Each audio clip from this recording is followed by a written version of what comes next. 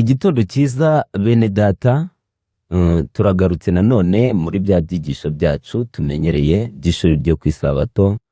Tugeze ku ngingo yo kuwa kabiri, ndi kumwe na Aimable Nshimiyimana. Nzabamwita Pierre.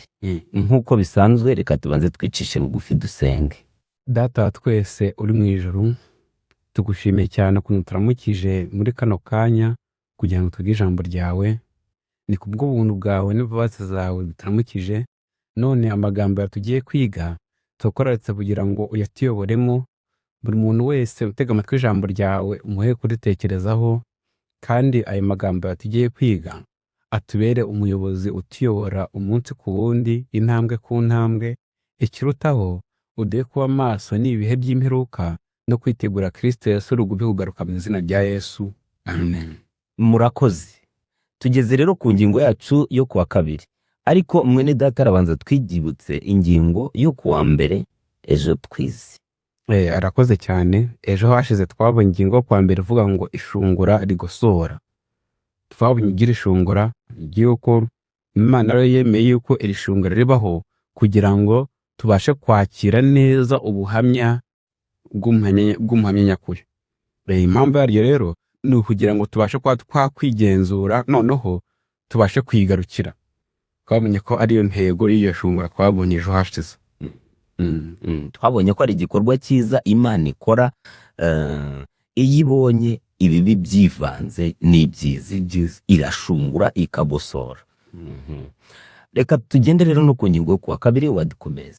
Ingingo yo kuwa kabiri iravuga ngo ukuducisha bugufi kutuzanira ibyiza. Ukuducisha bugufi kutuzanira ibyiza. Imana mu migani havuga neza yuko Imana irwanya abibone n'abicisha bugufi ikabahera ubuntu. Buriya kwicisha bugufi ni kamere y'Imana. Bwa mbere byabayeho kuri Yona. Yona yiyumvagamo umuntu w'igihangane, umuntu ukomeye, umuhanuzi ukomeye, ndetse akumva ko, ndetse yanabwiye ubutumwa biri Nineve afite ubwibone cyane ati mwebwe nyuma y'iminsi 40 akanyi karaba kashomotse muzahita murimbuka. Afite ubwibone bukomeye cyane. Ariko twabonye tugiye kubona uburyo Imana amucishije bugufi, na mbere yuko ajyane ubwo butumwa, kwa ko yabujyanye yishimye azi ko bwose ako kanya birahita biba nk'uko byifuza.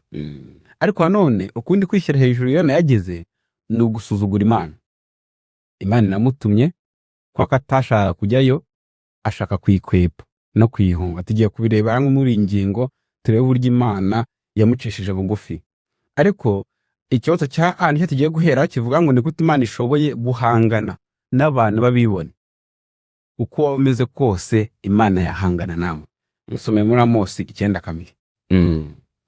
Hano baranditse ngo naho bakwiyimbira ngo bajye kuzimu, cyangwa naho bacukura ngo bajye kuzimu, aho naho ukuboko kwanjye kwahabafatira.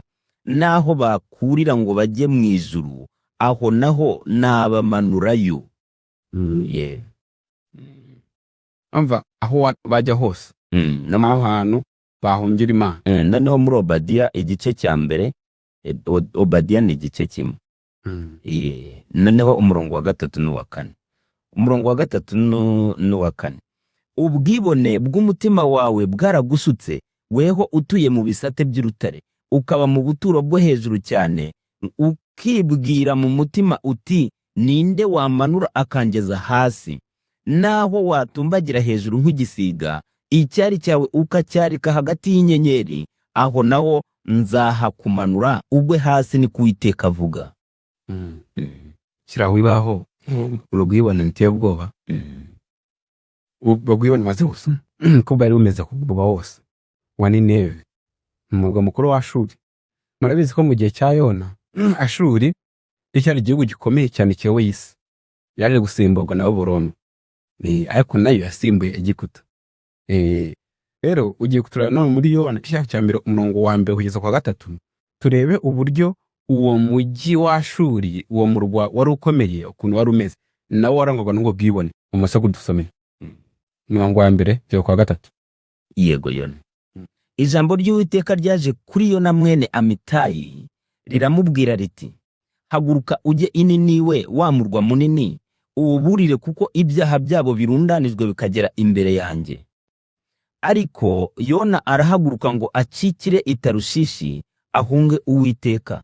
Amanuka i Yopa, abona inkuge ijya i Tarushishi, maze atanga ihoro ajya mu nkuge ngo ajyane n'abandi i Tarushishi ahunga Uwiteka. Maze Uwiteka yohereza umuyaga mwinshi mu nyanja haba ishuyeri ikomeye, inkuge yenda kumeneka. Yego. Mwumvise Yona uriyamyendekeye. Umujyi wa Ashuri warangwagamo, umurwa mukuru wa Ashuri ari Nineve, warangwagamo n'ubwibone bukomeye cyane. Noneho Imana ibwira Yona kujya kuburira, kuko twabonye ko ubu bwibone buteye ubwoba bukunda kuturana natwe ari bwari bwiganje muri uwo murwa ukomeye. Ariko kwa Yona atashaka kujyayo, hano ubuhanuzi n'abami berekana neza yuko igihe Yona atekerezaga kwirushya bikomeye cyane yari guhurira nabyo muri uwo murimo wo kwamaza ubutumwa bwiza, aho ngaho i Nineve byamuteye ubwoba.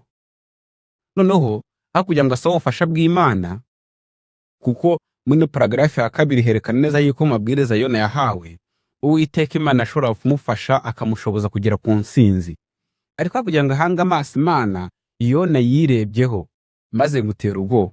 Yatewe ubwoba n'ubwo butumwa bukomeye yari ahawe ngo ajyane aho ngaho, atinya ibirushya ari guhura nabyo mu nzira ndetse muri uwo murwa. Nuko Yona ahitamo gucika Imana ngo ayihunge. Nuko atanga itike yo kujya mu bwato, yishyura ihoro, nuko ashaka guhungira i Tarushishi. Niko byaje kugenda icyo gihe. Ariko kenshi na kenshi natwe muri iki gihe dukunda kumera nka Yona. Imana ikadusaba gukora ikintu tukanga kuyumvira, bituyiteho tukanga kuyumvira rwose.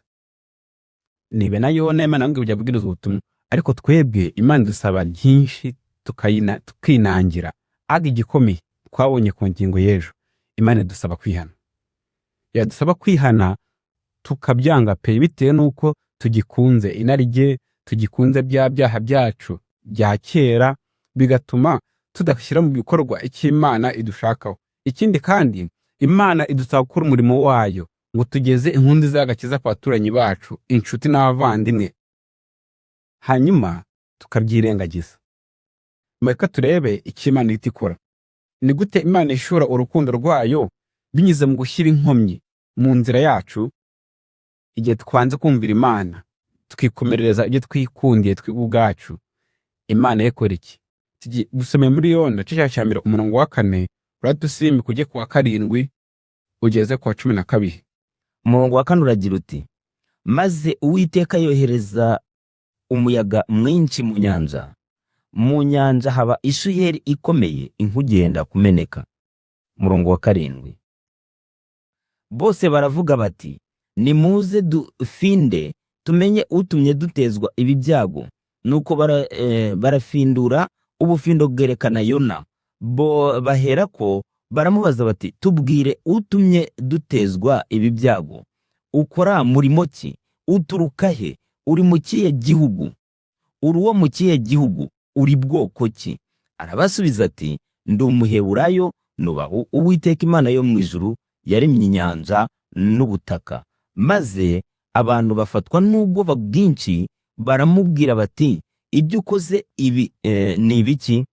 Kuko abo bagabo bari bamenye ko ahunze Uwiteka.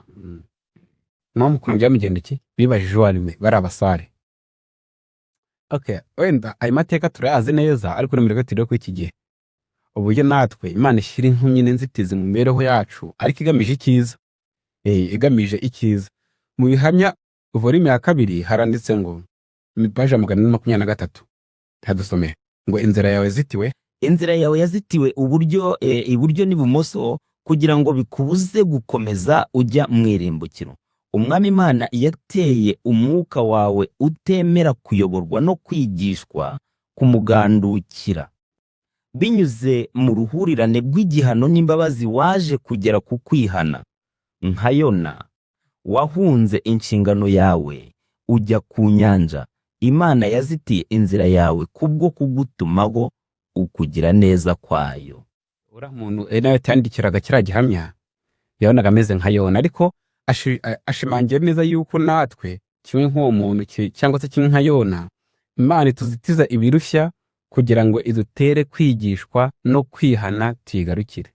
Ubwo ibyo rero nitugerwaho n'akaga, tugerwaho n'ibirushya, tukagerwaho n'inkomyi, bikaturakaza ngo dutere kwiheba, bidutere gutuka Imana, ahubwo tujye dushimira Imana ibitubaho. Niyo mpamvu mu bibi byose no mu byiza byose uko wamera kose kuri kubishimira Imana.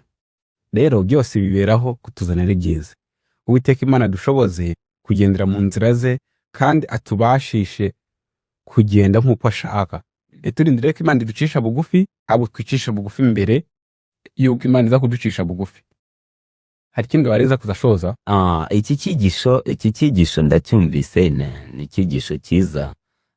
Ikintu numvishemo gikomeye ni uko Imana umuntu ashobora kuba rwose yarihanye, ari no mu nzira nziza, ariko Imana yamutuma ubwibone bukaba ari bwo bumutanga imbere.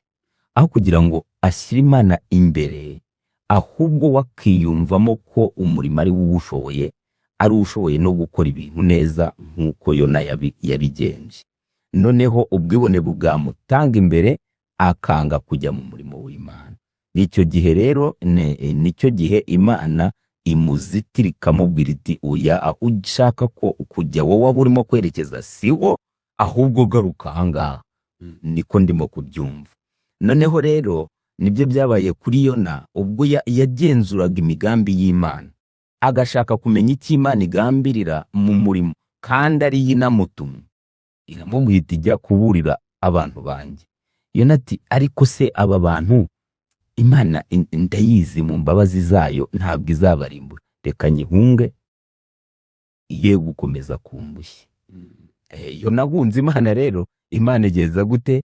Imuzitiza ibirushya, iramubwira iti garuka hano niho nshaka gukora. No mu murimo rero, mu bavugabutumwa dushobora kugira mu bwibone, birashoboka tukanga gukora icyo Imana idusabye, tugashaka gukora ibyacu twishakiye. Icyo gihe rero nicyo barimo kutubwira yuko Imana ishobora kutuzitira ikatugarura mu nzira bigakunda. Abavugabutumwa benshi tujye twibuka yuko igihe tudakoze ibikwiriye, Imana ikatugarura, twemere guca bugufi tugaruke aho Imana idushakira rwose yashoboka. Twitotombe ngo twibobode, ahubwo dukwiye kwemera iby'Imana yemeye kubitugeraho. Uwiteka Imana adushoboze kandi ade kugendera mu nzira zayo twicishije bugufi mu izina rya Yesu. Amen.